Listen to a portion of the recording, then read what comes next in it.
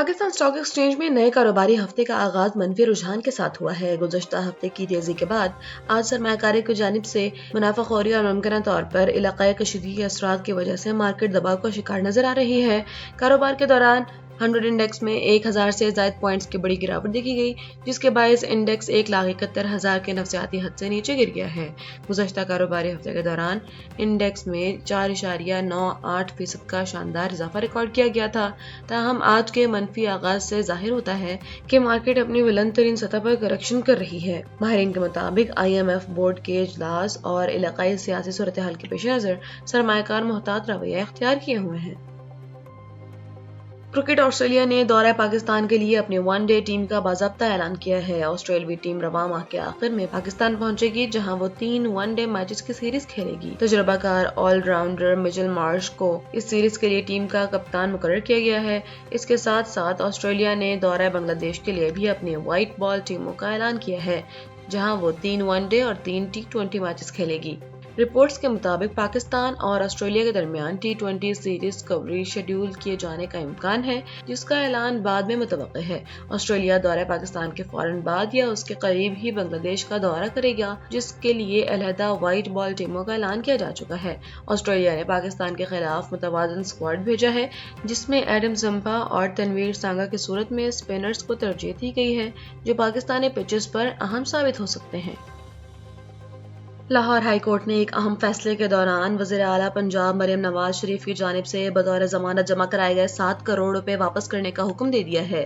Chief justice Lahore high court justice Aliya Neelam کی سربراہی میں 3 رکنی بینچ نے مریم نواز کی درخواست پر سماعت کے بعد یہ فیصلہ سنایا۔ مریم نواز نے چودھری شوگر ملز کیس میں اپنی ضمانت کے عوض عدالت میں 7 کروڑ روپے بطور گارنٹی جمع کرائے تھے۔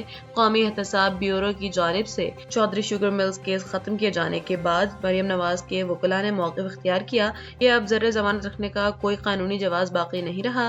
عدالت نے وکلاء کے دلائل سے اتفاق کرتے ہوئے مریم نواز کی سزا منظور کر لی اور متعلقہ حکام کو ہدایت کی گئی ہے کہ مذکورہ رقم انہیں واپس کر دی جائے۔ قومی صنعتی تعلقات کمیشن کے غیر فعال ہونے اور چیئرمین کی عدم تعیناتی کے خلاف درخواست پر اسلام آباد ہائی کورٹ میں اہم سماعت ہوئی ہے۔ جسٹس ارباب محمد طاہر نے وکیل عمیر بلوچ کی جانب سے دائر درخواست پر سماعت کی، جس میں موقف اختیار کیا گیا کہ ادارے کا سربراہ نہ ہونے کی وجہ سے مزدوروں اور صنعتی ملازمین کے قانونی معاملات تعطل کا شکار ہیں۔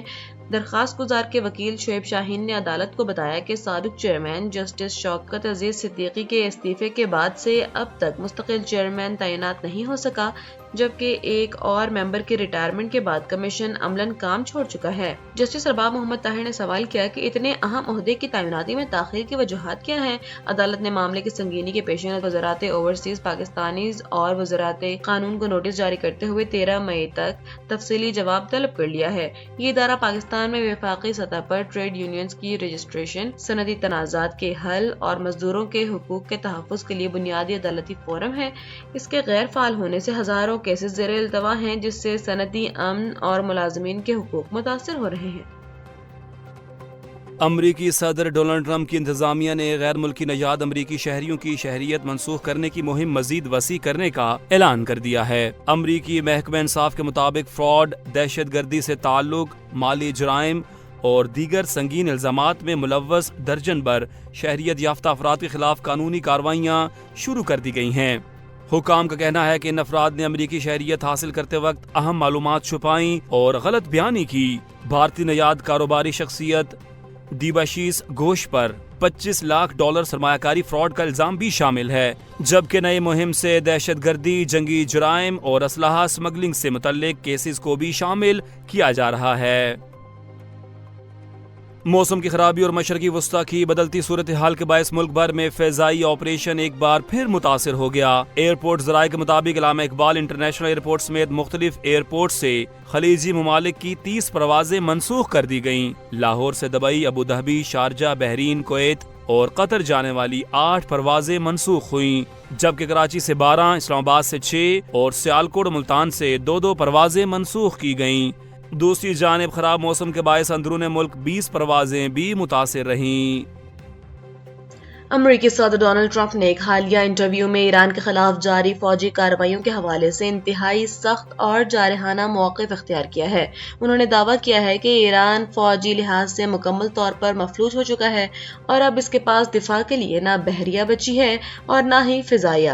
صدر ٹرمپ کے مطابق اگر ضرورت پڑی تو امریکہ مزید 2 ہفتے تک حملے جاری رکھ سکتا ہے تاکہ بقیہ اہداف کو بھی مکمل طور پر ختم کیا جا سکے۔